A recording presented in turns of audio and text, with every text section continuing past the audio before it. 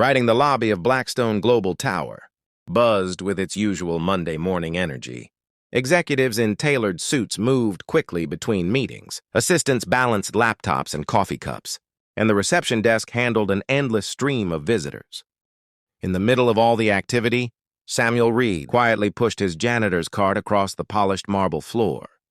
At 60 years old, Samuel had become part of the building itself. Most employees barely noticed him anymore. Every morning, he arrived before sunrise, cleaned the offices, replaced supplies, and disappeared into the background. Yet despite his humble position, he was known for his kindness, especially toward one person, 7-year-old Lily Harper. Lily, the daughter of Blackstone Global's billionaire CEO Jonathan Harper, often stopped to chat with Samuel before school. While everyone else rushed through life, Samuel always seemed to have time for her stories. That morning, however, something felt wrong. The elevator doors suddenly slid open with a loud chime, and Lily burst into the lobby. Her hair was messy, tears streamed down her cheeks, and one of her shoes was missing. Panic filled her face. "Mr. Sam." She screamed. Samuel instantly abandoned his mop and rushed toward her. "Lily, what's wrong?" The little girl threw herself into his arms. Trembling violently, "They beat my mommy?" She sobbed. "Please help her." "She's dying." The entire lobby fell silent. Conversation stopped. Employees turned. Even the receptionist froze in shock. Samuel gently held Lily by the shoulders. "Slow down, sweetheart. Tell me exactly what happened." "We were at the community center." Lily cried. "Mom was meeting people for the charity event. Then some bad men came.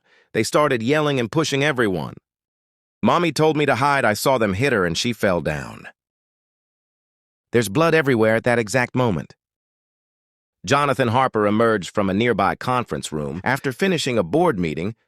"Lily," he shouted, horrified what happened. Lily ran to her father, still sobbing uncontrollably.